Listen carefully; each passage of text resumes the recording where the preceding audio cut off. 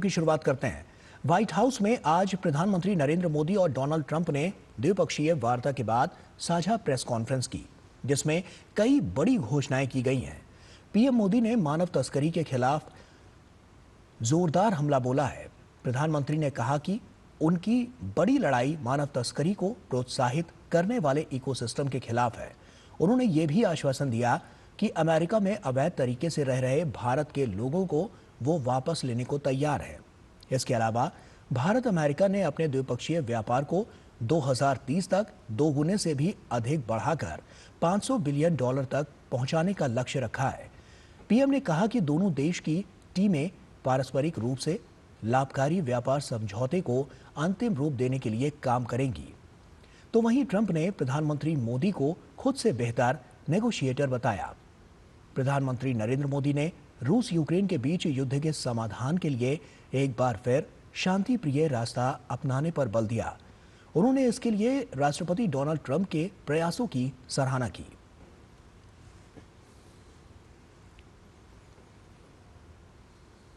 मैं रशिया और यूक्रेन दोनों से लगातार संपर्क में रहा हूं।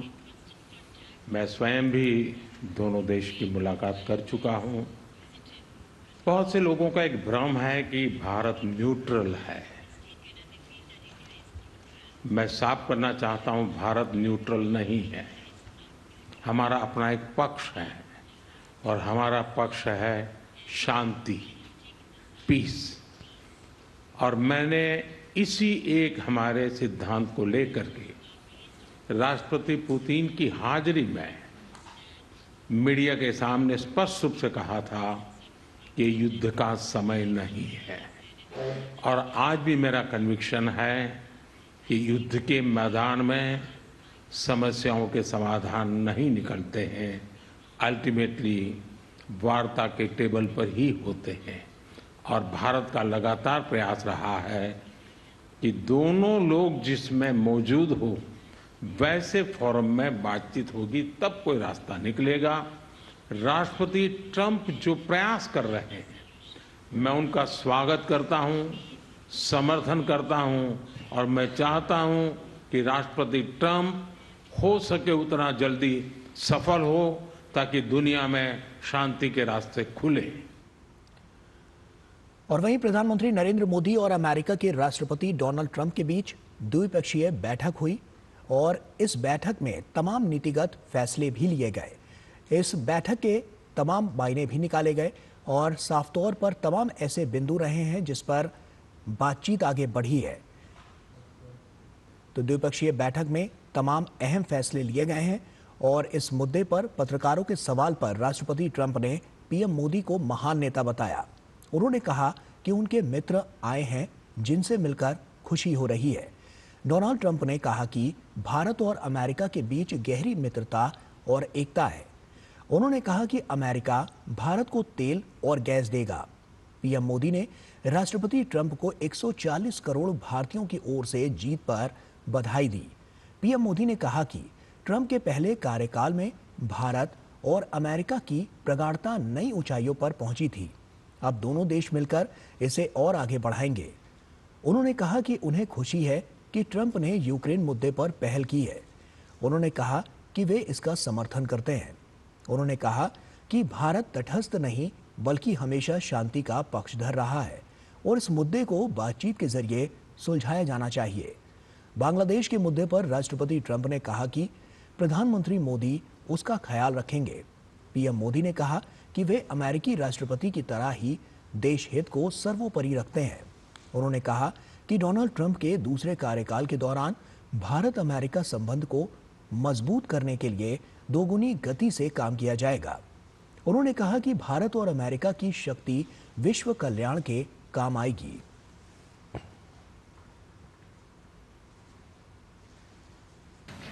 राष्ट्रपति ट्रंप की जब भी बात आती है तब मेक अमेरिका ग्रेट अगेन हर किसी को याद आता है, हर किसी को उससे प्रेरणा मिलती है। वैसे ही भारत में विकसित भारत 2047, जब भारत की आजादी के 100 साल होंगे, तब तक भारत को विकसित बनाने के संकल्प के साथ 140 करोड़ देशवासियों का संकल्प, उसको आज नई गति मिल रही है, नई ऊर्जा मिल रही है। अमेरिका विश्व का सबसे पुराना लोकतंत्र, भारत विशाल लोकतंत्र, और इसलिए हम दोनों का मिलने का मतलब 1+1 2 नहीं, 1 और 1 11 होता है, और ये 11 की शक्ति, वो ताकत विश्व के कल्याण के भी काम आएगी। और वहीं प्रधानमंत्री नरेंद्र मोदी से अमेरिका के प्रसिद्ध उद्योगपति व टेस्ला, स्पेस एक्स जैसी प्रसिद्ध कंपनियों के सीईओ एलॉन मस्क ने मुलाकात की। एलॉन मस्क परिवार के साथ ब्लेयर हाउस प्रधानमंत्री नरेंद्र मोदी से मिलने पहुंचे। इसके बाद प्रधानमंत्री ने कहा कि वॉशिंगटन डीसी में एलन मस्क के साथ बहुत अच्छी बातचीत हुई। हमने अंतरिक्ष, गतिशीलता, प्रौद्योगिकी और नवाचार जैसे कई विषयों पर चर्चा की। बैठक में भारत में इलेक्ट्रिक व्हीकल उत्पादन, सौर ऊर्जा, अंतरिक्ष प्रौद्योगिकी और आर्टिफिशियल इंटेलिजेंस में संभावित सहयोग पर चर्चा हुई। मस्क ने भारत की नवाचार उन्मुख दृष्टिकोण और न्यूनतम सरकार अधिकतम शासन की नीति की सराहना की। और वहीं ब्लेयर हाउस में प्रधानमंत्री नरेंद्र मोदी से अमेरिका के राष्ट्रीय सुरक्षा सलाहकार माइक वॉल्ट्ज ने मुलाकात की। भारत और अमेरिका के संबंध रणनीतिक हैं। ऐसे में साझा हित के लिए क्रिटिकल टेक्नोलॉजी के आदान प्रदान के मद्देनजर ये मुलाकात काफी अहम मानी गई है। इस मुलाकात के बाद पीएम ने कहा कि राष्ट्रीय सुरक्षा सलाहकार माइक वॉल्ट्ज से मुलाकात अच्छी रही। वे हमेशा से भारत के मित्र हैं। रक्षा तकनीक और सुरक्षा भारत अमेरिका संबंधों के महत्वपूर्ण आयाम हैं और हमने इन सभी मुद्दों पर चर्चा की। एआई, सेमीकंडक्टर, अंतरिक्ष के क्षेत्र में सहयोग की अधिक संभावना है।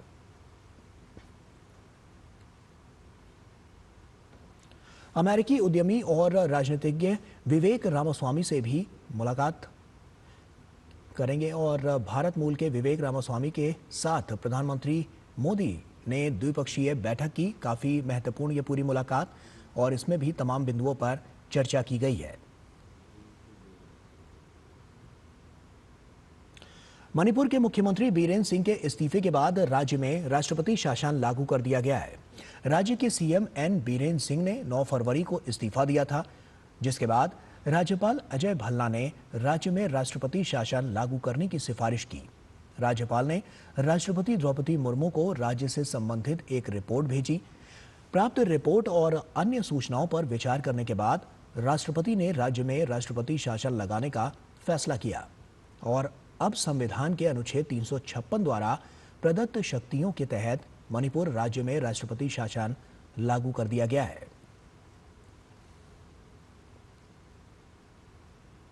उत्तराखंड में हो रहे 38वें राष्ट्रीय खेलों का आगाज जितना भव्य रहा, समापन भी उतना ही यादगार और आकर्षक बनाने की तैयारियां जोरों पर हैं। समापन समारोह आज हल्द्वानी में आयोजित किया जाएगा। उत्तराखंड के खिलाड़ियों ने इन खेलों में शानदार प्रदर्शन कर कई रिकॉर्ड बनाए हैं। समापन समारोह को खास बनाने के लिए विजेताओं की यादगार झलकियों को संजोने के लिए एक विशेष स्क्रीन प्ले प्रस्तुत किया जाएगा, जिसमें आयोजन की शुरुआत से लेकर समापन तक की झलक होगी। समापन समारोह में केंद्रीय गृह मंत्री अमित शाह मुख्य अतिथि के रूप में शामिल होंगे। इसके अलावा उत्तराखंड के मुख्यमंत्री पुष्कर सिंह धामी, भारतीय ओलंपिक संघ की अध्यक्ष पीटी उषा समेत कई अन्य गणमान्य हस्तियां मौजूद रहेंगी।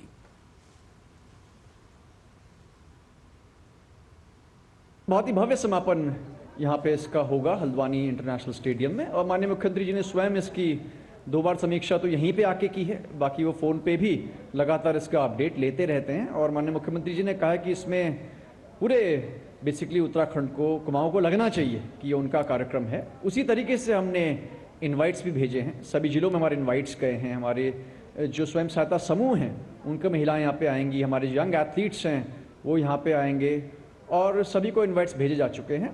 इसमें लगभग 390 के आसपास जो हमारी बसेस अलग अलग स्थानों से हल्द्वानी में आएंगी, इनके लिए 8 पार्किंग्स बनाई गई हैं जहां पे गाड़ियां पार्क होंगी, और शहर के कुछ प्रमुख जगहों से शटल सेवाएं भी हैं जो यहां तक चलेंगी।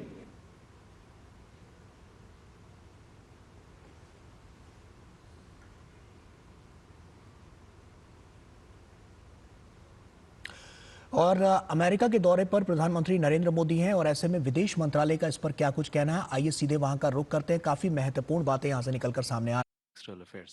With that, I invite Foreign Secretary to begin his opening remarks. So over to you. Thank you, Randir. Good evening, all, and thank you for waiting. I know it is past the appointed time, but Prime Minister has just, excuse me, concluded a very substantive and productive visit to the United States at the invitation of President Donald Trump. As you all know, this is Prime Minister's first visit after the first visit to the United States after the inauguration of President Trump for a second term.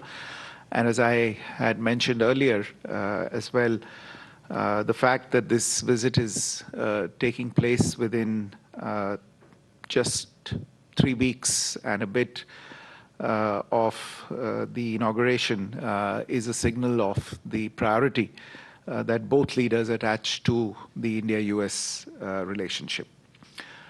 Prime Minister arrived in Washington, D.C. yesterday evening. He was hosted at Blair House, and he had a number of engagements on arrival yesterday. The newly confirmed Director of National Intelligence, Ms. Tulsi Gabbard, paid a call on the Prime Minister. This morning, the Prime Minister received Mr. Elon Musk and Mr. Vivek Ramaswamy as well. The discussions at the White House began this afternoon and went on for nearly 4 hours, comprising discussions in a restricted format, in the press conference, and an extended discussion over dinner with larger delegations. The discussions covered a lot of ground. The entire gamut of the relationship, ranging from strategic and security cooperation, defense, trade and economic engagement, technology, energy security, and people-to-people linkages, as well as regional and global issues of concern were dealt with. There is a joint statement that has been issued. I think it's not yet available online, so let me take you through some of the key aspects.